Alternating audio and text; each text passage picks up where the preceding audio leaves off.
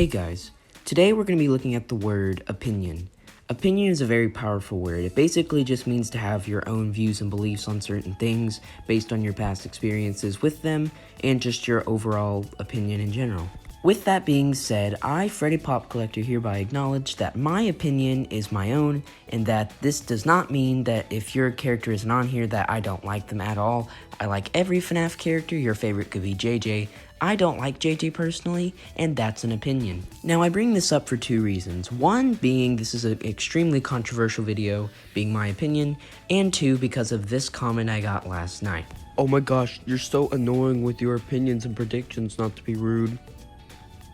Ouch. It's perfectly fine to disagree with someone's opinions, but to just flat out call them annoying is just kind of being rude yourself. They're called opinions and predictions for a reason. They're yours and just what you think, and you try to debate with other people, and you gotta be constructive and polite about it.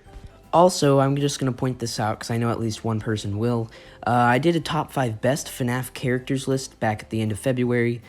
Best and favorite are two different words. When I said top 5 best, I meant the best characters in the games, meaning the ones that got the most story, the ones that are focused on the most, and the ones that I feel like FNAF showed the most love towards, and the ones that are most important, things like that. As far as top 10 favorites, that's personal bias. This is my top 10 favorite FNAF characters. So, with all that out of the way, let's get into the top 10. But first, I want to bring up some honorable mentions. Obviously, FNAF has a lot of characters, and narrowing it down to just 10 is pretty difficult. The first honorable mention I want to bring up is Nightmare Freddy Bear. I loved him in FNAF 4. In FNAF World, he was pretty cool as well, and in FNAF VR. I loved him in all of the games he's appeared in so far, and I really hope he gets into FNAF AR. Another honorable mention is Toy Bonnie. I love his shade of blue, the only Bonnie with that blue color, and I really like him in FNAF AR. I love his mechanic, I love his charge, I love his voice. His voice is very controversial in the FNAF community, but I really like it, and I think it suits him. It's really grown on me, and yeah. Another honorable mention is Nightmare Mangle. No real reason, I really like its design, that's pretty much it. It doesn't have a voice or anything, and it was excluded from FNAF World. The only FNAF 4 animatronic excluded from FNAF World for some reason. But I really like Nightmare Mangle's design a lot, and yeah, it's one of my favorites.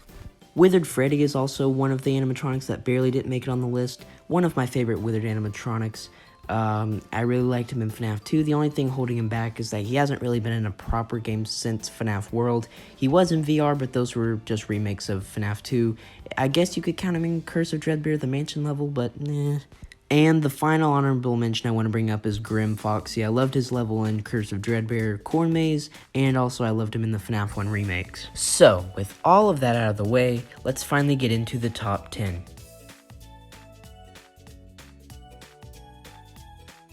This list was extremely hard to make. I thought about it for a long time, and I finally decided to give to the number 10 slot Nightmare Eown.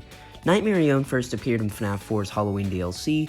I gotta be honest, he was my least favorite when I first saw them. Of the Jackos, Nightmare BB, and Nightmare Mangle, Nightmare Eown was probably my least favorite. One, he wasn't canon when that game came out. The only one that was canon was Nightmare BB. And two, I just didn't like his design that much. I thought it was kind of a downgrade from Puppet and Phantom Puppet. He and a few other characters on this list wouldn't be on here if it wasn't for Ultimate Custom Night. Ultimate Custom Night gave a lot of personality to characters that didn't really have one, and one of those was Nightmare Eown. Nightmare Eown in FNAF 4 didn't have a voice. He was just the Nightmare Freddy Bear replacement, and he worked really well in Ultimate Custom Night. Even though he was extremely annoying, I still really liked him a lot in that game, and I loved his voice lines. He also returned for FNAF VR, which was really cool. I loved him in that game. He was so cool. I loved his voice lines, and his level was probably one of the hardest of the Night Terrors, and it was so awesome. Nightmare Eown's just a FNAF character that keeps growing on me every time he gets a new appearance, so that's why he's in the number 10 spot. Coming in at number 9 is Funtime Foxy. Funtime Foxy was kind of in sister location. I didn't really care for Funtime Foxy. I preferred Yendo, Funtime Freddy, Baby, Ballora, Bonnet, Bonbon. I preferred all those characters more. Even Biddy Bab I liked better than Funtime Foxy, if I'm being honest. Funtime Foxy is very similar to Nightmare Eown, where I didn't start liking it until Ultimate Custom Night. That's where Funtime Foxy finally got a voice, and found out he was a guy, but he was in Ladies' Night, so who honestly cares or knows anymore? Funtime Foxy has one of my favorite designs. I really like his design. Her mechanic and sister location was kind of okay, but Ultimate Custom Night Showtime was really cool. and also really liked Funtime Foxy's level in FNAF VR. Funtime Foxy's level in FNAF VR was a lot scarier than the one in Sister Location in my opinion. I actually think that Funtime Foxy's level in FNAF VR is the scariest level in that game. To me personally, the FNAF 4 levels are a close second, but Funtime Foxy's is definitely the scariest. The jump scare got me almost every time. So Funtime Foxy comes in at number 9, let's move on to number 8. Coming in at number 8 is Withered Bonnie. I think I lied. I think I said Withered Freddy was my favorite Withered animatronic. I don't know. It switches between Withered Freddy and Withered Bonnie, but right now I like Withered Bonnie better. Again, if Ultimate Custom Night wasn't released, I wouldn't like Withered Bonnie as much, but his voice in Ultimate Custom Night might be the best one in the game. I'm not 100% sure, but I do think it suits him.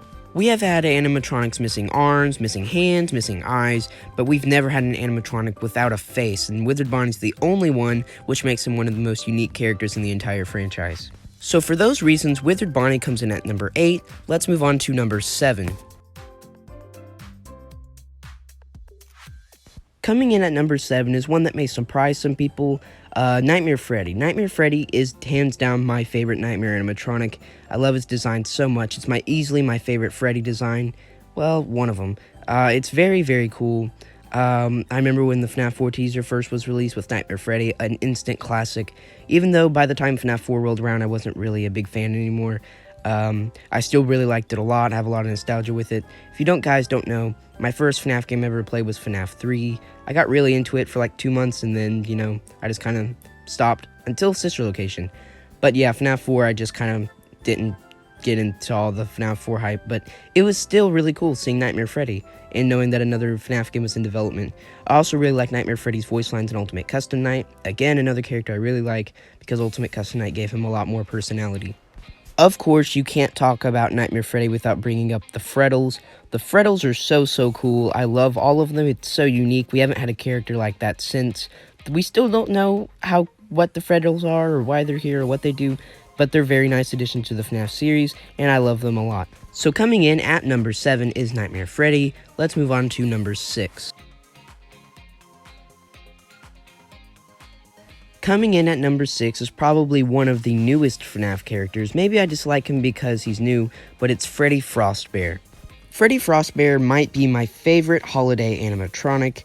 That's Christmas anyway. I love his design. It's so good. The icicle's really cool, the bow tie and the hat. It's so cool. The sounds he makes when he moves in FNAF AR is just so well done. Illumix put a lot of work into him. He's also one of the rarest animatronics in FNAF AR. I don't know why, not a lot of people have him. Springtrap is technically the rarest as far as him dropping his suit, but a lot of people miss out on Freddy Frostbear. I don't know why.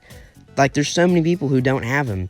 Because, I remember when the Christmas update came out, everyone was playing it. I just don't know what happened. But, yeah, maybe there's just been a lot more fans that have came in since the Christmas update. Freddy Frostbear is one of the rarest animatronics. So, yeah, Freddy Frostbear, I like him a lot more than Shamrock. I just really like him a lot. Again, no voice. I just really like him in FNAF AR. I gotta say, he's probably this high because he's new and his design. He might, go down a little bit if I ever do this list again someday. But yeah, for now, Freddy Frostbear is one of my favorites. At number 6, let's move on to the top 5. Coming in at number 5 is Dreadbear. Dreadbear, like I've said many times, is probably my favorite FNAF game. I consider Curse of Dreadbear its own separate game, because it's nowhere near similar to FNAF VR at all. The only similarity that they share is the Plushkin patch, and even the Plushkin patch is a lot different. I guess you could also count the FNAF 1 remakes, but besides those, Curse of Dreadbear stands on its own. It's a completely unique FNAF game, and probably one of my favorites. I love it a lot. Dreadbear was so cool. I loved him. That first opening shot when you look up and see Dreadbear, it is so iconic. I love his design as well, even if it's just Frankenstein Freddy. I really like it a lot. I really hope he gets in as a FNAF Halloween character in AR. I think he would work really cool along with the Jackos. I really want that to happen. Even if it's not this year, maybe sometime next year. Dreadbear, I feel like, is too good of a character to just go to waste. He does seem like he could be canon somehow with the FNAF 4 house being in the background. We'll just have to see. It takes place in 1983, so honestly, I'm tired of doing the lore. Who knows anymore? Dreadbear comes in at number 5, one of my favorites. Let's move on to number 4. Coming in at number 4 is actually a two-way tie between Eown and Molten Freddy. I like them both equally. I think I've said before that I actually do prefer Eown, but now that I really do think about it, I think I do like them equally. Unlike characters earlier on this list, Molten Freddy and Eown actually didn't get anything new in Ultimate Custom Night. Molten Freddy's lines were just reused, and Eown just got a bunch of random radio gargle noises similar to Nightmare Mangle. But yeah, they really shine in their respective games, Eown in FNAF 5 and Molten Freddy in FNAF 6. If I was basing it off design, Molten Freddy would easily win, but Eown's final boss level in FNAF Sister Location, where you play the FNAF 1 style, is really, really iconic to me. That was actually the first time I saw it when I played through it, and it took so long, but it was so worth it. Eown was so cool. He was the scariest animatronic to me back then, scarier than the nightmares. He was just very creepy. The clown thing, yeah, remember when that was a thing? They just had to share a spot, because I couldn't put one higher than the other. When I really got to thinking about it, I didn't want there to be a tie, but I do think there has to be a tie. So, number 4 is Eown and Molten Freddy. Let's move on to the top 3.